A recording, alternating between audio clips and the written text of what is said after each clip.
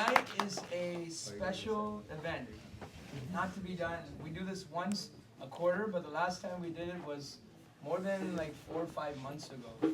So we have an event today called Debunk a Monk. So we have, you see all these bright-faced people on the far side of the room. These people, please raise your hands. All those people are a part of the challenge called the Be a Monk Challenge. So basically, we challenged them, and they participated, that come stay and live like us for 3 days. Friday, Saturday, Sunday, and tomorrow, if they survive, they graduate. So they've lived like us. They've woken up at 4 a.m. They've chanted many songs. They've danced. They've cooked. They've served. They've done everything exactly like us. Now we have a challenge to you as well, the audience, and the monks as well. The monks for the weekend. We challenge them to ask us questions. Ask the monks questions. And we have an esteemed panel of monks. But first, I want to speak a few minutes about the value of questions. Questions, actually the Vedic literature and the Bhagavad Gita, the whole Bhagavad Gita, everybody familiar with the Bhagavad Gita? Raise your hand if you're not. Yes. So the Bhagavad Gita was spoken between Krishna and Arjuna in the form of a question and answer. Between two friends who turned into a guru and disciple relationship on how to make spiritual progress. And Krishna himself tells the way to ask questions. Do you want to know how to ask questions? Yeah. Can I get a yes or yes? Yes. He says in the 4th chapter of the Bhagavad Gita, chapter 34, Tat vidhi pranipatena pariprashnena sevaya upadekshanti te jnanam jnaninas tattva darshana. He gives 3 steps on how to ask questions. He says pranipat pariprashna sevaya. He says first you must be a little bit humble, because if you're here in this room, and if you think you have it all figured out, and if you have the answer to all questions, we request you to please leave the room, because you are in the wrong space. We are here as lifelong learners. We are all here to learn something. Pranipat. And first, then Sevaya, to engage in service. What service did we do? We chanted Hare Krishna, Hare Krishna! Hare Krishna! Okay, you're all qualified now. And now it is about inquiry, asking realized people some questions about life. We don't want questions about who won the Mets game yesterday. I don't know, is it baseball season? Maybe not. Maybe the basket. We don't want to add that. Oh, who won the basketball game? We want questions about life that is slowing you down in your spiritual progress. Maybe something about the Bhagavad Gita. Maybe something about the Srimad Bhagavatam. Maybe it's something about the clothes we wear. Maybe it's something about the salad dressing that's on my forehead. You know, it could be anything. So the monks have prepared some questions, and then now we're going to put up in a few minutes, after monks are so technologically skilled, we have Bhakta Phil there, Bhakta Phil monk, and he's trying to put a QR code up there. And you can scan that QR code with your phone, and that will, if you scan that QR code on your phone, you can ask a question, and it'll be completely 100% anonymous, and ask as many questions as you want. So, I'd like to introduce our monks today. First, on the far side, we have Nityananda Chandra! So Nityananda Chandra has been practicing Krishna consciousness, or the path of Bhakti Yoga, since 1993, and he joined as a full-time monk in the year 1999, which happens to be the year of my birth. So long-time practitioner, and he now is married, and he has 2 children, and he lives in Brooklyn, and he's the one that really runs this program. And actually is the real force of the Darshan movement. So give him a big round of applause. Next, we have, all the way from Bulgaria, Tulsi Prabhu! Tulsi! Tulsi Prabhu is from Bulgaria, and actually, it may be incorrect to say he's from Bulgaria. He spent more time in India in his life than actually maybe Bulgaria. And actually, he spent years and decades of his life worshiping and kind of reading over these sacred texts over and over, so he can get the essence of all the texts. And when you get the essence of all texts and the essence of bhakti, actually it comes out in humility and kindness. And anybody who knows Tulsi, Louis and Christina, he's one of the nicest and most humblest people ever. Confirm? Confirm. Next we have all the way from Michigan, Janaki.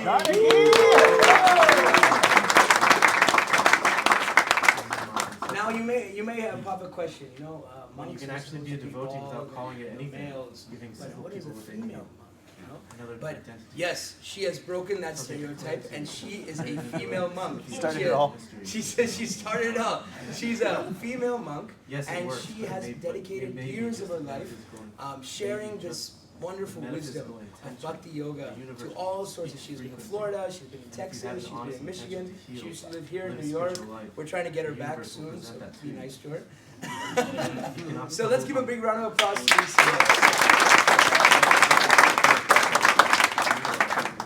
So, Yahe, raise your hand, Yahe. Yahe has a few pre-prepared questions that he would like to ask him. And while he asks his first question, let us, and then once the QR code is up, you guys can scan and start asking away, and then I will be the moderator and I can ask those questions. Sounds good? Okay. Yahe, take it away. We have a time limit. When does this program end? 11:30. 11:30. Okay, 10:30. Let's call it at let's keep it short and quick. I'll be the time limit. Maybe like 5. I'll be the time. I'll let you know. 5 You'll hear after a 12. funny alarm on my phone. No more 5. No more than 5. More than 5 minutes. We want to get through a good amount of questions. My first question. Yes. So welcome. Thank you. Very wonderful question. In the Bhagavad Gita, Krishna says, "Ye tam mam prapadyante tam sathaiva bhajam yaham mama vartmanu vartante manushapartha sarvashaha." As everyone approaches me, I respond accordingly. Everyone is on my path in all respects. And so we understand bhakti to be the healthy state of the individual. Like the loving connection to divinity is the natural state of the soul. And there are paths that lead to this, like you could say medicine leads to health. But the ultimate conclusion of the medicine is that you become healthy, that you become to your natural state. So that's what one friend of mine, he coined hierarchical inclusivity. So that this system is understanding that everything is inclusive, everything is included in it. That we have honor and respect for all sorts of spiritual progresses, but we see that there are different gradations of motivation. Like I have 3 kids, and the lowest motivation that a kid could have to clean their room would be out of fear. That's the lowest motivation for someone to engage in religiosity. The second lowest would be out of profit. I'm going to get allowance. The next one would be just some gratitude, but it could be with a lot of kind of reverence. But the highest would be just, I really want to see my parents smile. So that is called love or bhakti. And our philosophy considers that to be the highest motivation. So in that sense, it is a sense of a hierarchical. That is the highest form of motivation. But anyone can get there. There's no limitation to that. Bhaktivinoda Thakur talks about different kind of, you said labels. So you have what is called alochaka, alochana, and alocha gata. So alochaka is like different ways we look.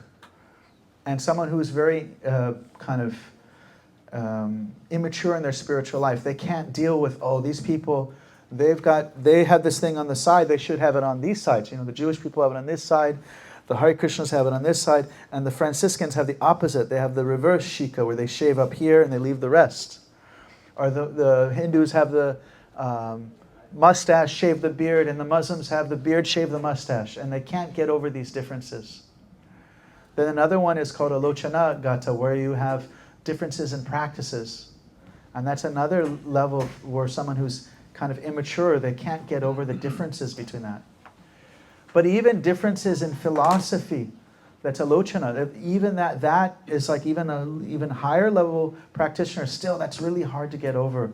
But a really high level of practitioner is happy to see the progress of everyone. And so that's kind of the mood that we aspire for, to happy to see the progress of everyone. Thank you.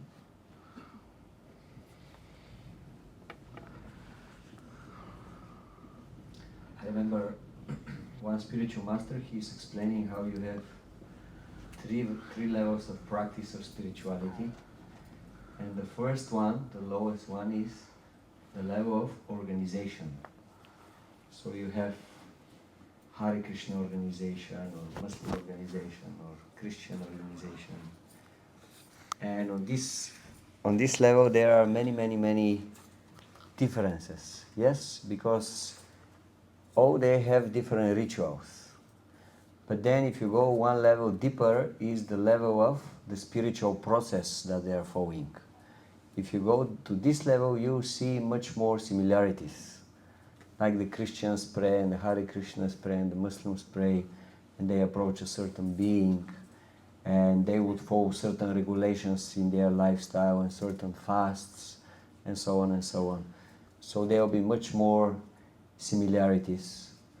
And then if you go even one level higher, this is the level where your spiritual practice becomes so real and powerful that you experience your connection with God. So once you come to this level, there are no differences because you taste the same thing.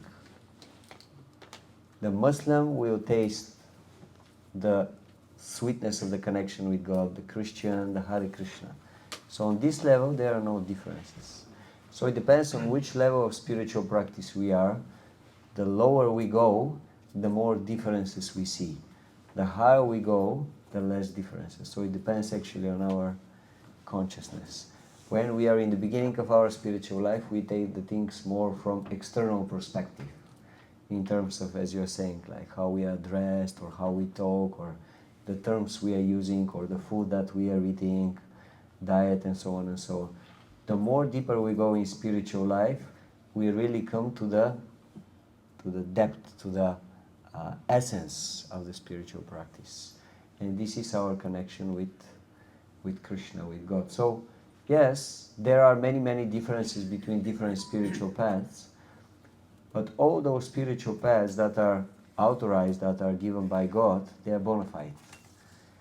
So, the sun is shining for everyone, and God is giving mercy and opportunity for realize Him for all living entities.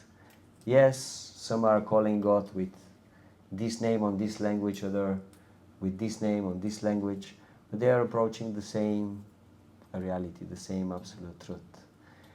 So once we advance in spiritual life, we won't see differences, we will see similarities. And apart from this, That's time. we are all rebels. Wrap it up. I am a rebel and you are also a rebel. So it's natural that we don't want to surrender. I also don't want to surrender. But the time is pushing me, and I'm getting some beating on the head, and then I understand, okay, I have to surrender. So, yeah, if you want to give a round of applause. So, it's just a note to the monks, you'll be given 4 minutes per question to answer. Not every monk has to speak. So if you feel like your answer is complete, then just you can finish it off. And what we'll be doing is that I will give you guys a chance to ask a question, and then we'll trade off because I have the online questions as well. So it's my turn to ask a question now. So the next question from our audience: as a lay person, how can I practice renunciation? And can you share your personal journey with renunciation? As a what person? As a lay person. Lay person. Okay. Yeah, especially with renunciation, I think that maybe it's appropriate that I speak, because usually when we think of a monk, we have this image that they're wearing robes. Maybe they have 1 or 2 robes. They don't have any hair. They don't have anything. They don't eat. They don't eat food. They don't. They just like wake up early and they meditate all day, and that's it. The world around them does not really matter or even exist because they're in their meditation. But real renunciation is yukta vairagya, which means that you're using everything actually in service in a spiritual way. So just like we might have a house, hopefully we have a house, we might have a family, we might have a job, we might have so many things in the world, friends and family and stuff.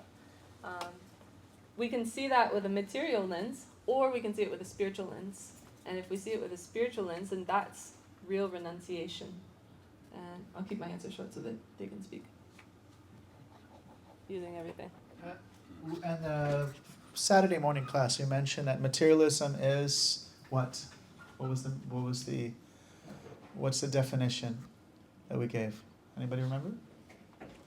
So materialism is identified as duality, when we see the energies of this world separate from the owner.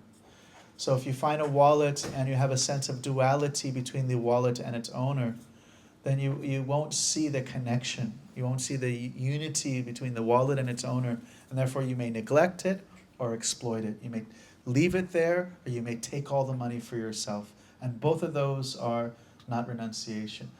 The real renunciation is to give it back to who is the original owner of that. So a person may have a talent playing the drum or harmonium, and they may think, okay, I have to give up all these things. I have to be renounced, but renunciation is seeing everything in connection to its owner and offering it back. Basically, Bhagavad Gita is saying we have 2 kinds of renunciation, external and internal. External means you are decreasing the things that you have, like less clothes, less money. And internal renunciation means to be detached. So you can have many, many things. The question is, are you attached to them or not? If you are attached, this will be a problem in the life. If you are detached, then you can use them in a better way. So the idea is that you can externally be very renounced or not, but definitely internally you have to be very renounced. You have to be detached from everything that you have. And how do you do that? Well, by knowledge, by understanding that actually nothing belongs to me, everything belongs to God. And that's why I have to use it for the pleasure of God. You may have it, you're keeping it, you're taking care of it, but actually internally you know it's not mine.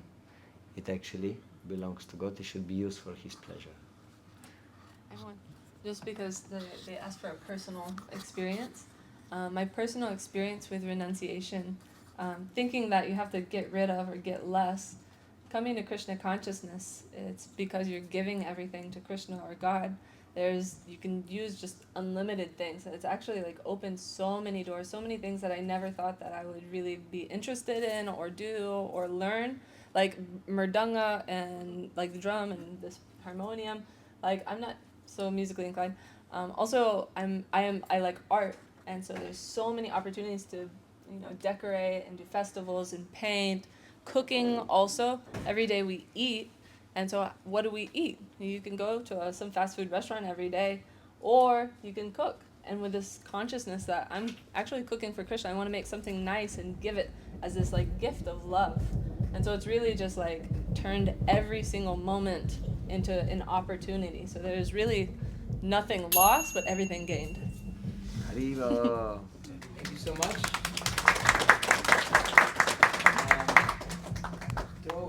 We'll leave time at the end for questions. If there's any like specific questions, then we can take it there. But at the end, we can follow up on everything together.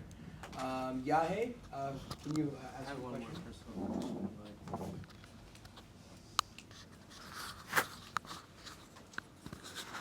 about inherent negative self-belief. Possibly, like, I come from Brazil where maybe in a past life I was Catholic or something, but like an inherent Catholic guilt.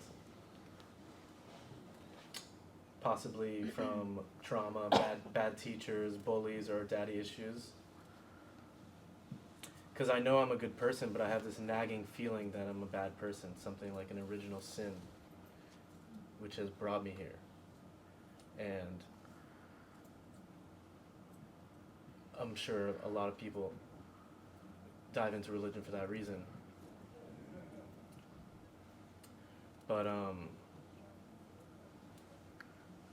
if there's something of the sort in this where kind of like the material gross level of existence is kind of inherently impure,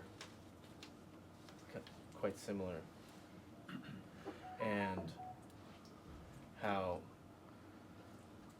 yes, the practice works, but can we attain a perfection and enlightenment that lasts, or that we have to be consistently practicing to get rid of these feelings? You know what I mean? Like, as we have to eat every day. You know what I mean? Thank you very much. I didn't grow up in a religious family, but it was refreshing to hear. I grew up in like, if you're born in America, you're kind of coming with a Christian background. And for a lot of us, that means we see that God is very, very great, very big, very great, and you're the opposite. You are very terrible. You're very bad. You're sinful by nature. From your very birth, you're terrible. And that very great, good being is going to be very bad to you if you don't follow his rules. And he doesn't seem also very, very good because of that. So it's very strange. When I came across the Vaishnava philosophy, is very different. It was pure soul theology, that we are actually, our actual nature is that we're eternally pure, and that we have just some conditioning. We have, just like if you paint blue paint over the light bulb, the beautiful spectrum of white light, which has all these different colors, is being covered over, and the original light is not being expressed. And therefore, we call this cleaning the heart. We try to connect to God through his holy name, and that helps to clean the heart, and the real light of the soul starts to shine through. And it may, for most of us, it's an extensive process. However, Srila Prabhupada did explain that if we are very, very sincere, it can happen in a moment. It could happen in a million lifetimes, or it can happen in a moment that we can become fully enlightened, fully Krishna conscious. He said, just like if you're in a terrible dream and you're just done with it, you can just like, and you wake up. So we can also be like that. We can be very determined to be done with the terrible dream, and like a child, call out for our dear mother, and with love and devotion. Hare Krishna. Sometimes it is given the example of putting ink in a pure water in a glass. So the whole water, it looks contaminated. But if you continue pouring pure water inside, the ink becomes less and less and less, and at some point the water becomes completely clean. But it takes some time. So when we practice seriously the process of Hare Krishna, or the process of Christianity, or any spiritual process which is authorized, with the time we will see how the impurities from our heart disappear more and more and more, and we become pure. So it takes a little bit faith, it takes a little bit determination, and it takes a lot of good association, favorable spiritual association to succeed. Yeah, I think also connected to the first question that you asked about dogma, and some religions say, I'm the best, no, I'm the best, and how can that be?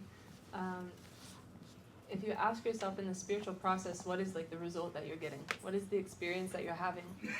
Every single person wants to be happy, period, right? When we have a headache, or when we, someone says something mean to us, it hurts. We don't want that. And so in the same way, like if our religion is making us feel like, oh, I'm a bad person, am I like going to hell, am I like just terrible, am I doomed, then what is it that is getting the result? But in Bhakti, like Nityananda was saying, is that we're innately pure, actually. And the more that we have this knowledge, we have this vision to be able to see that, actually we feel very happy. And we're able to kind of confront our imperfections or, you know, whatever, and be detached. And be Everyone happy. can scoot up more. It'll be, yeah, we want to make a request. Please scoot up. Don't worry, the monks are all vegetarian. They're not gonna fight you. We invited the whole borough tonight. Okay, my turn. I mean, your turn. Controversial question. Whoa, it's for Janaki. Does religion say anything about external life outside of Earth, like aliens or life on Mars? Yes. Done. Next question. Yeah. Yes? Yeah. Okay, okay, I'm taking another question. Buy You guys Srimad want Bhagavatam and read about it. You want to buy Srimad Bhagavatam? Yeah, Chapter that's 5. Okay. Wait, I'll say just like 30, like a 30 little more. seconds. I mean, there's life on this tiny, tiny planet in this massive universe. This beautiful planet is so innately and perfectly, intelligently designed, and we are here living our life. And many tiny, like, invisible microorganisms are also have their life cycle, right? So how can we believe that somewhere else there's no life? It's only me. It's only us. It's at 30 seconds. Can life exist in 650 degrees Fahrenheit? If you're a special organism. So, and you know, you go to the hospital, they have the autoclave. It used to purify their utensils, and it goes up to 650 degrees. But they were, you know, about 50 years ago, was very surprised to find creatures in 670 degrees Fahrenheit water in the underwater, like the volcanoes that are there. Over 670 degrees, all these creatures swimming around. And you bring them up to like 200 degrees, it's like freezing, they die, they can't survive. But they're all there in that 650 degree Fahrenheit. So this is the idea that the quality of matter is that it can sustain life, and not all life may be able to be perceived with our own, like we might not have access to perceive it in the state that it's in. Okay, that was a short one. And it's Tulsi Prabhu has to sing, then we can make it a long one. Well, like if we read different scriptures, we will see that everywhere we can find something about life on other planets, other places in the universe, like angels and archangels and so on and so on. Everywhere you have some idea about other living entities, higher or lower. So spirits, subtle beings, so many, yes. So obviously, yes. Yes. Yes. Resounding yes. I'm just going to take one more question, because since that was a short one. This isn't coming from me. It's kind of ironic that I'm saying it, but okay. I have a desire to find a husband who is who is also spiritually invested, inclined like me, and at the same time understands the other aspects of my life, like career, etc. What does this path say about finding a suitable partner, and how to understand and approach this wish? Most recent. No, you're married. But you recently found one. It's very funny that sometimes like someone asks questions and everyone is laughing, but most of the people actually they have the same question very deeply in their mind. One way you could say it's like a triangle, and you have God at the top, and you have the two individuals, and the closer they become to God, the closer they can actually relate to each other. Actually, this is the special thing about loving Krishna, loving God, is He's the only being that doesn't need anything from you. Generally, when we're in any kind of relationship, we are needing something. We're wanting something out of it. I bought her flowers. I expect some, like kind of, like at least a smile or something. So there's some expectation. And as we become closer to Krishna, we also become Krishna-like. We become less needy and we become more just giving. And so that actually helps to make the relationship more wholesome, that we're not looking to get something out of the person, because we ourselves are being filled in our own relationship with divinity. And that way it tones down the selfishness that plagues marriages and romantic relationships. Give it a round of applause. I think that's a good answer. Good? What do you, Okay. are you satisfied? So we're gonna pass it back to the monks. If any of the other monks also wanna ask a question and speak up as well, now's the time. Maybe I'll just say something shortly about this topic. I have heard that if you find a person with similar nature, it really helps in the relationship.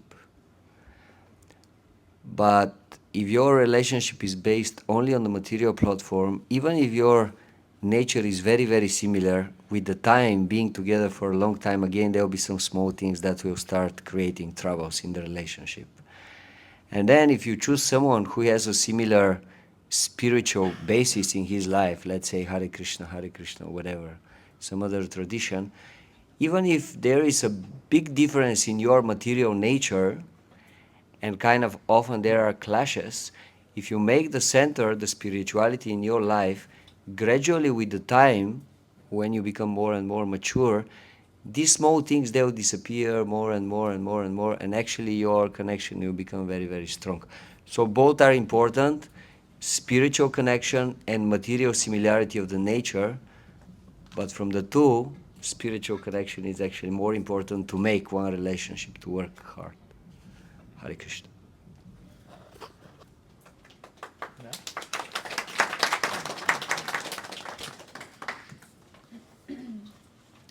Very great answers. Thank you, guys. I had one more inquiry. I've heard of a certain Chogyam Trungpa Rinpoche using alcohol with practitioners to break a stigma and transcend this idea of impurity. And maybe it's the shame that creates the addiction. Because I believe that there's nothing not pure. Only it might be just the demonization that creates the imbalance, and deeming something bad almost attracts the human nature. Because I'd say that there's only light, and when you indulge in darkness, you suffer consequences, therefore stepping into the light regardless of how long it takes to learn your lesson. Maybe that's a little bit What was off the topic. first word that But- you used? Oh, Choke. yeah, he's a Tibetan Buddhist who would kind of work with addicts by using the substance. Kind of like maybe high beings or bodhisattvas who pick up a vice to bring themselves down from being so high to remain on the material platform in order to help people. Have you ever heard of that before?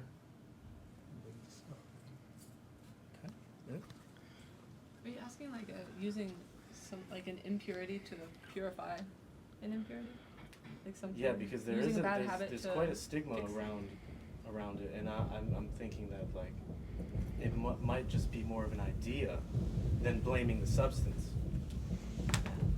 Well, I think a big question to ask about that is, are you in control or not?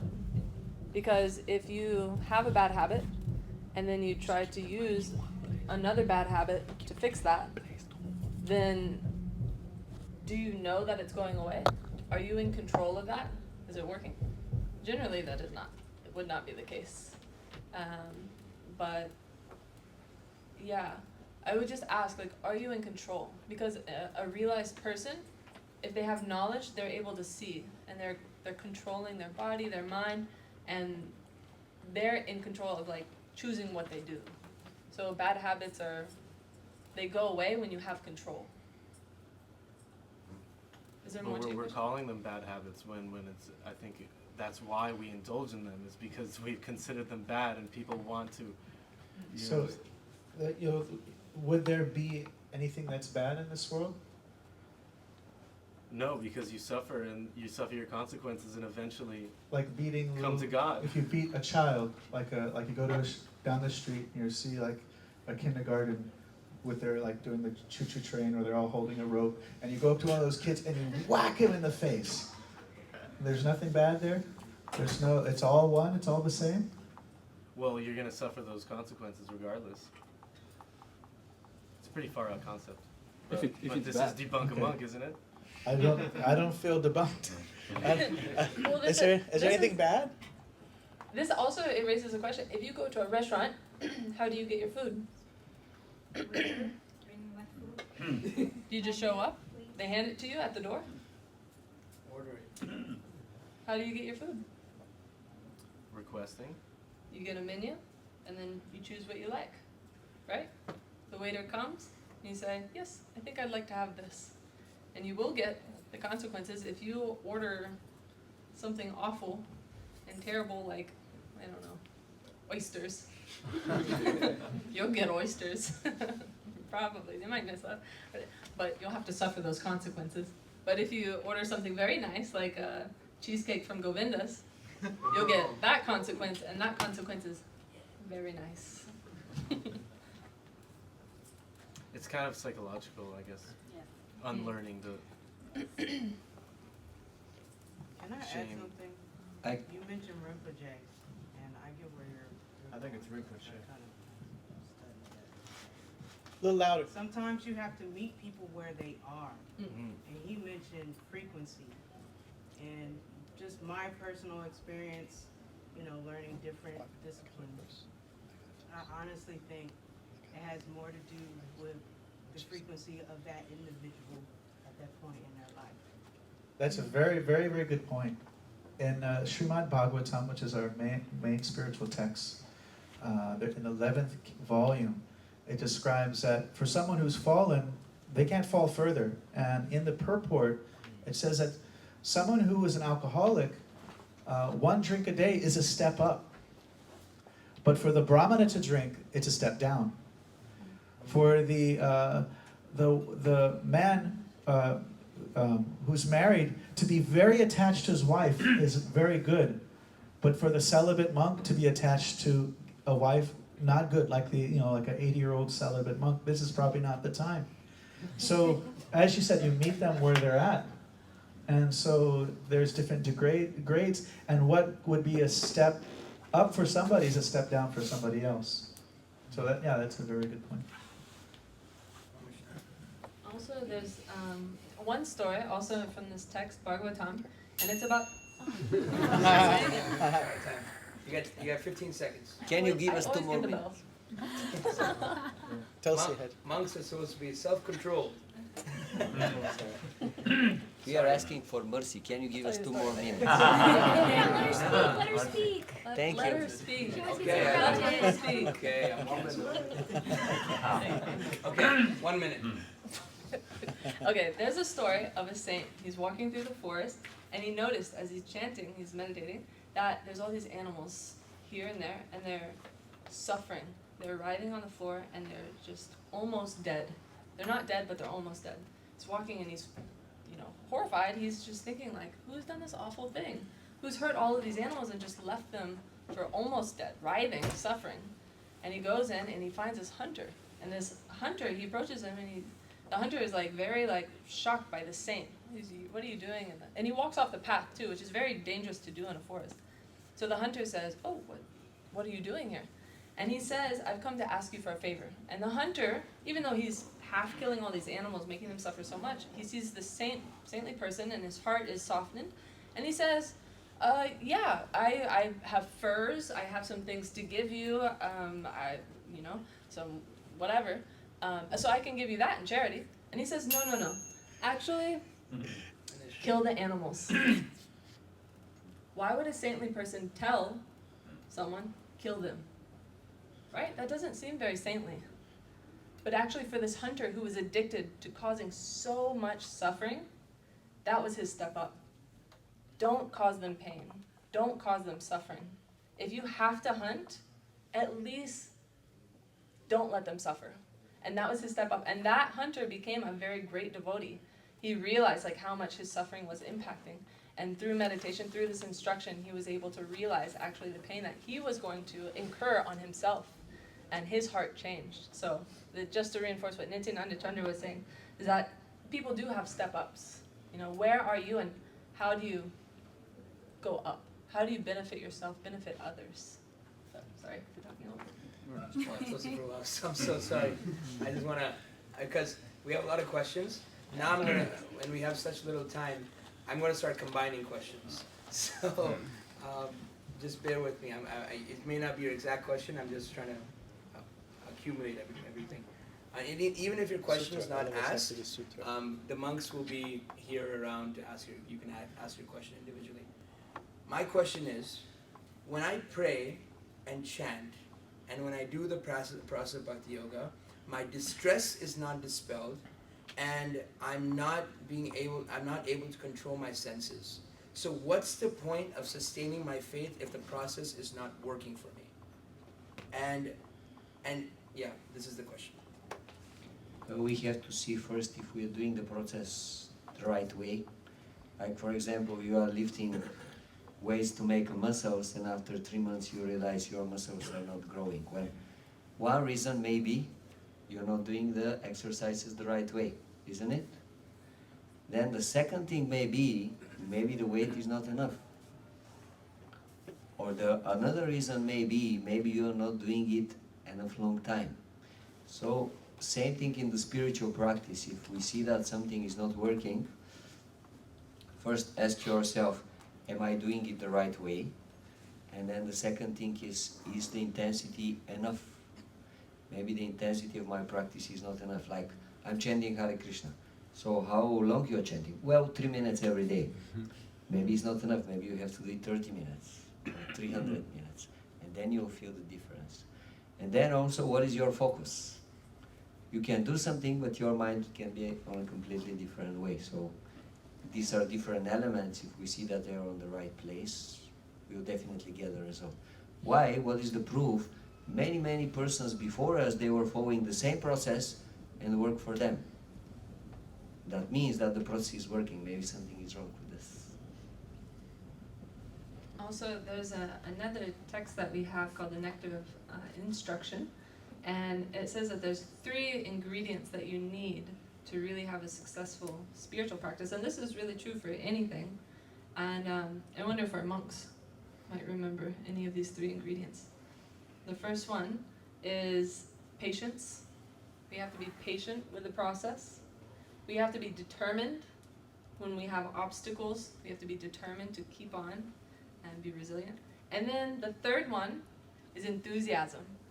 We have to be inspired. We have to be happy.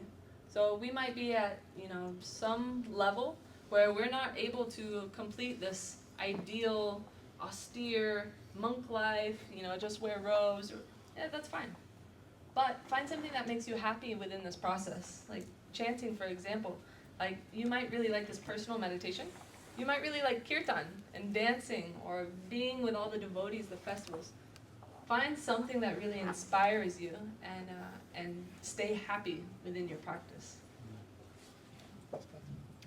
We are taking a challenge from you, but now we are giving you a challenge. If you feel the practice is not working, come and stay with us and let's do it together and let's see if it's not working, okay?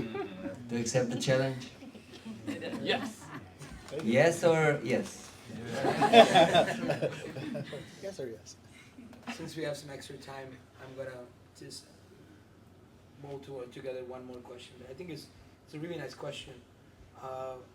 Why can't we just make a universal religion?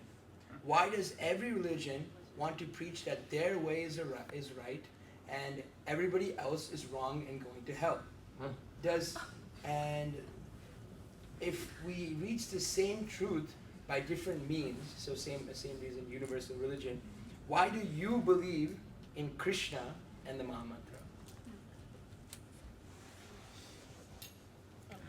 We do believe in a universal religion. That's called love and devotion. It's what Jesus taught, Muhammad taught. It's what all the religions taught. Is it? Bus. my spiritual path actually started with searching for a universal religion. That's why I was going to the Hare Krishnas, I was going to the evangelists, to the Orthodox, to the mosque. I was going everywhere and looking what is the idea of the people, what is their philosophy. So actually everyone, it's true, everyone was saying everyone else will go to hell, only we are the right guys that will survive the annihilation of the world. When I went to the Hare Krishnas, they said, well, you know, it's like a school and you have different grades in the school, but it's not that we are the only right and everyone else is wrong. No, everyone is right. Just God, He is giving different teachings for different kind of people which are on different level. So I really like that one. And although the Hare Krishnas, they were like the spiritual tradition with the less people around, I said, I want to follow these guys. Yeah, I think just also to reiterate that people are at different levels. People are just different, period. People come from different places, they have different cultures. Why don't we make a universal language? And then we can all speak to each other and communicate. But then people also have different values and different belief systems to cater to their needs, the things that they believe that they need in this life, and they want in this life, the direction they want to go. So religion really caters to those individual needs. Some people, they don't want religion at all, right? They don't want God, and so they subscribe to atheism, right? And for them, that is their like religious subscription, right? So we are all different, and we see these different religions, but there are some universal truths. Like, we do all want to be happy.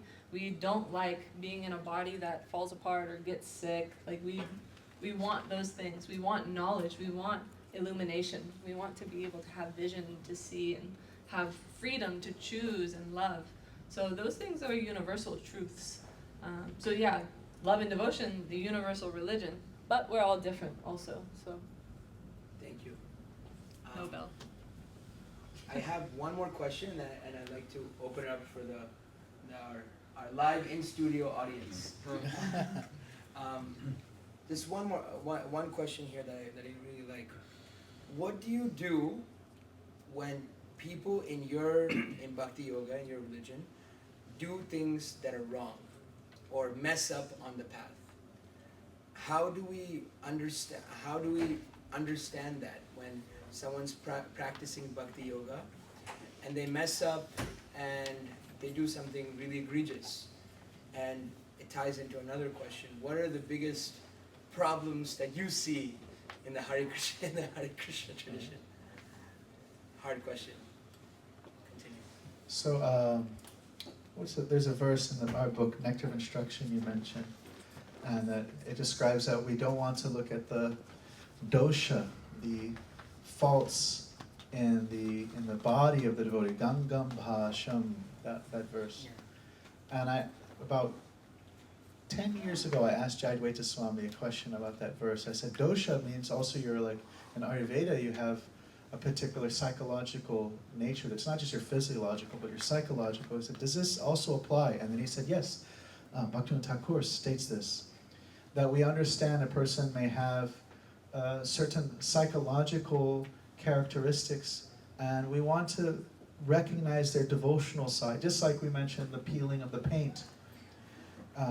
We want to recognize the soul's expression that's underneath that.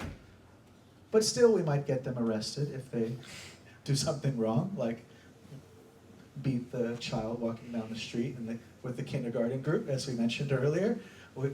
There is one verse before that says that we, I can't remember.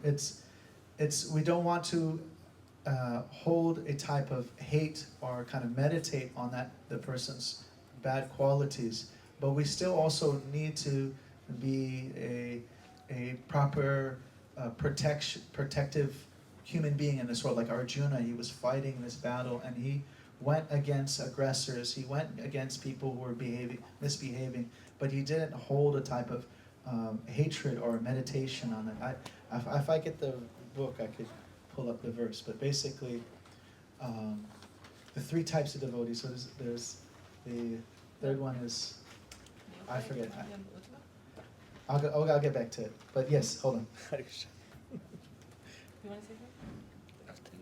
Okay. I was thinking in Bhagavad Gita, also Krishna, he's speaking to Arjuna, and he says, even if one commits the most abominable action, and he specifies that even if you murder a saint, that person should be considered on the basis of his intention. And when he, maybe even like in anger, in whatever, this madness, he like commits some abominable thing, afterwards, is he lamenting? Is he sorry? Is he regretful? What is his intention there? Has he come around? So you can consider that. And so it's kind of like Krishna is saying, like, I know already you're gonna mess up probably. I hope that none of us murder a saint. I hope that for no one. But when we come into the temple, people are not perfect. And I think to speak on like the personal, what's wrong with the Hare Krishna movement? And I don't think this is a specific to this temple. You can find it anywhere. But people think that you walk into a church and here are all the saints. Here are all the people. They subscribe to this religion, this book, these instructions, and so they should act like that. So automatically we kind of come into a religious space with an automatic like judgment. This is how it should be. And we don't expect people to be imperfect. He's gonna ding it. A temple or a mosque, a shower, church is like a shower. The people who are there, they're there to get clean, not necessarily that they're already clean. Okay, sorry. And the verse I was bringing up is Krishneti asagritam manasa jyeta. That for someone who has some affection for God, regardless of how they behave, we want to honor them in our mind, our manasa jyeta. And you can take it on the negative. Don't hate on them. But still, you may have to keep your distance, or they may have to deal with justice, or have to be arrested for hitting the kindergarten kid. Thank you so much. Tulsi Prabhu, Can I add something? how long will it take? 30 seconds. 30 seconds? Set it on the clock. They're overarmed. I just wanted to say that, again, on the level of the organizations, like, especially like we have been around for quite some time, you see many strange things happening, many wrong things happening, but on the level of the spiritual process, everything is perfect. There is nothing wrong there. So, yes, maybe you go to a certain place and you may see that, oh, this is wrong, management is not good enough, organization is not good enough. Yes, many things can be improved. But on the level of the spiritual process, each and every one of us, we can take the spiritual process and it will be 100% successful. Jai. Thank you so much. Forgive him and arrest him. So, I'd like to give it, we have about 10 minutes left. I'd like to give it to our live in studio audience. One suggestion about asking questions. A question ends with a question mark. So, and keep your questions concise, because that in that way we can get more questions in, and also we can get you the essence of your question really quickly. So does anybody have a question? Yes, she has a question. Can we do a speed round or no? Still Maybe in the 5 last 5 minutes. Okay. Hi. One of the things that has really drawn me to this practice, to Bhakti Yoga, is the fact that the feminine aspect of God, of Goddess, has always been mentioned. It's included in imagery. But in the development of actual practice, especially the past, hundreds of years, women have not been included as equal in spiritual authority. So my question is, can a practice truly be perfect and complete with the exclusion of women as true and equal leaders? And in what ways have you especially dealt with inequality in practical ways in this practice?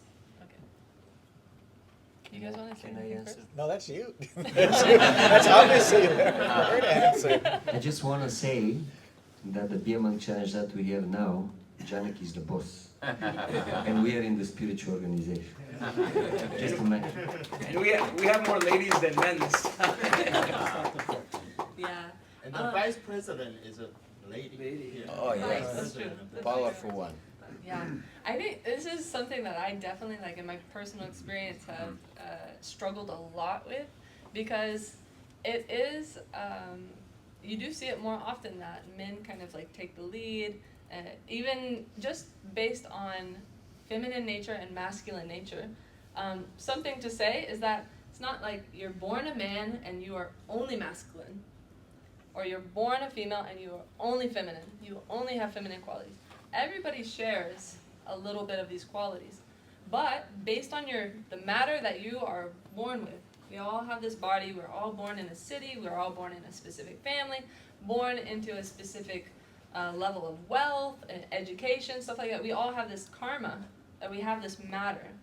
So there are certain qualities that we get just because we have the body that we have. And so, yeah, one of the things about masculinity is that men are generally stronger. Did you know that if a man eats food, you know what his body will do with that food? What? Turns it into muscle. Isn't that nice? And you know what happens to women if they eat food? You know what it turns into? Fat. Oh my God. And I'm fine. I'm like fluffy and I'm fine.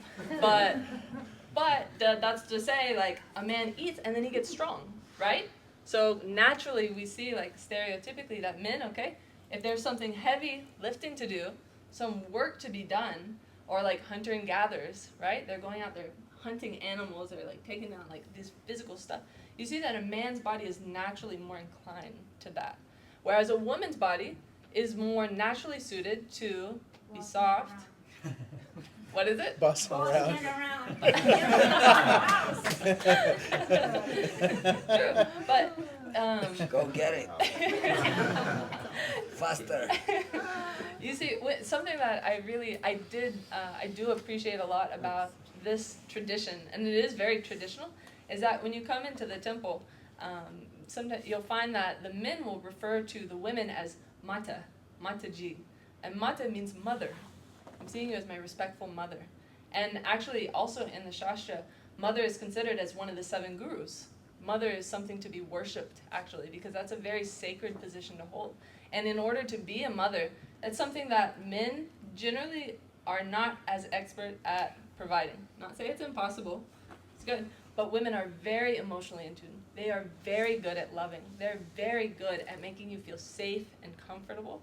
And that's like extremely important to cultivating children. And if you think, if a mother is like contributing in that way to children, what to say about the entire culture? Culture is really crafted by women, actually. The way that children are raised, it creates the entire mood of the village, generally. So even though women might not be at the front, they might not be the loudest, subtly and from the bottom, and this is like also a superpower, is that women, based on our karma, we are forced to be humble, because we might come into a room and we might not have the knowledge, we might have an opinion, we might have experience, and we might come into the room and nobody will hear us. But still, that loving, that nurturing, that subtle element of support is really like the foundation of life. Sorry. Okay. Wrong point. Sorry, I didn't let you guys speak. Hold on. You can talk more if you want. Actually, Any more questions? I have one. One question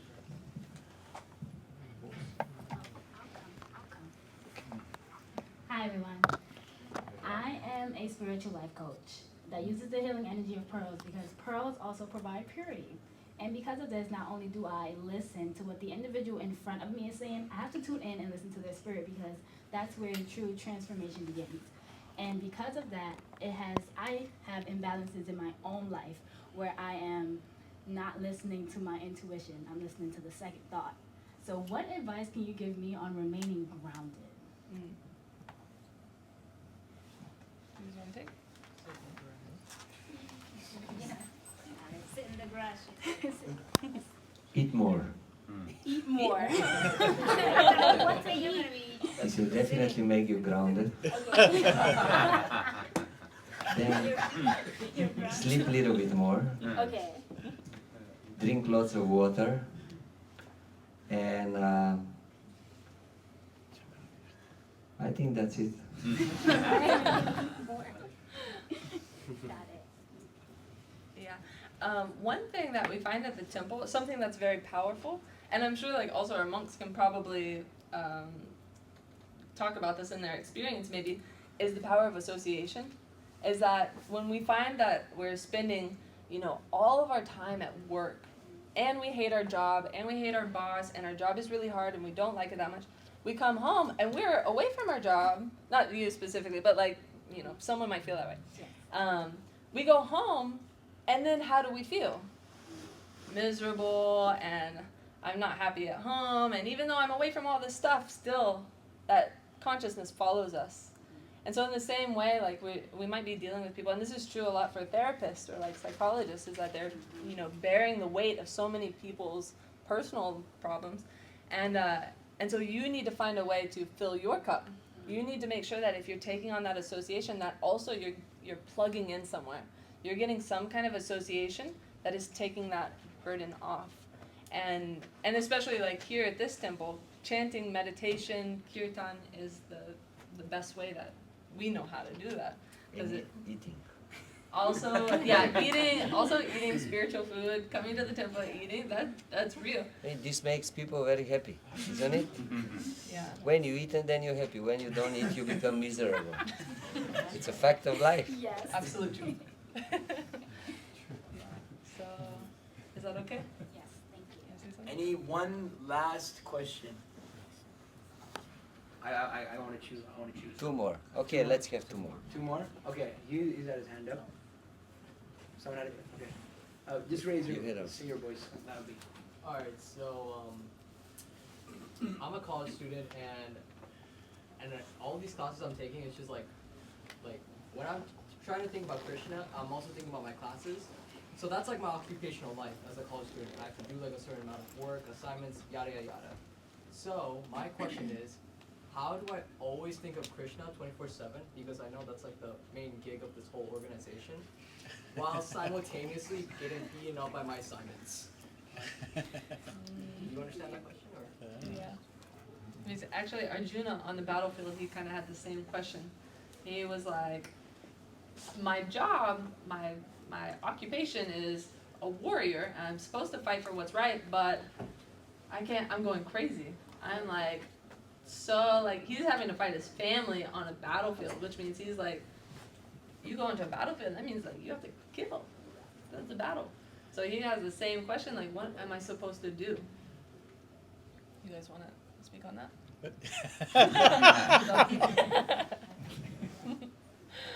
What am I supposed to do?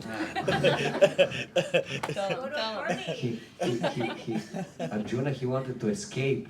It's just like you are giving up your school and just joining the Hare Krishna temple. But we won't advise you to do that, don't worry.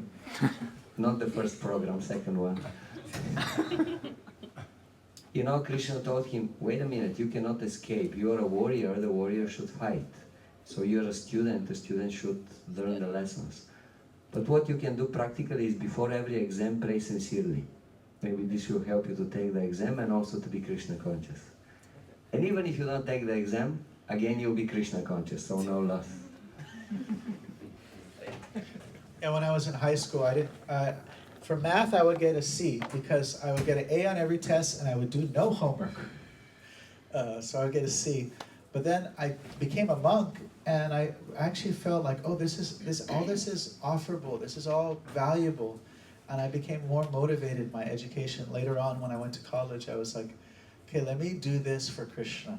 And that what became my heart's motivation. Just like you go to work, it's like, you're like, I'm gonna do this for Krishna. I remember my friend, actually one of my teachers, he was with a wheelbarrow moving bricks and he was like, I'm doing this for Krishna. And he was so happy and excited. Otherwise it's like miserable work. But he felt so very inspired by this work. So in the same way, do it with enthusiasm. I'm doing it for Krishna. Yeah. Also, another thing, so Arjuna's in this situation, and what Krishna tells him too is that, okay, there's so many levels that you can actually give your devotion, and the best is that If you can just surrender everything and just give all of your devotion to me and your entire heart and feeling to me, best. But if you can't do that, then well, you can hear about me, you can learn about me, you can study about me. And if you can't do that, then you can work for me. Okay? So we all have a job, we all have something that we can offer. So even if we're not conscious or thinking of Krishna, then at least, okay, well, I'm going to school, I'm going to get a degree, hopefully I will get a job, and then what will be the fruit of all that work that you do? Hopefully, you know, if you're in college, you might meet a lot of friends, you can share Krishna with them.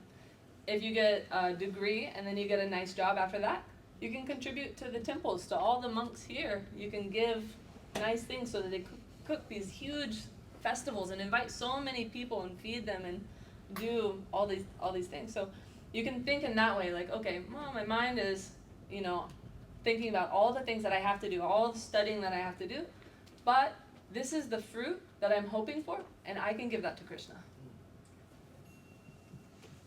Jai. That was the final question? Yeah. Final question.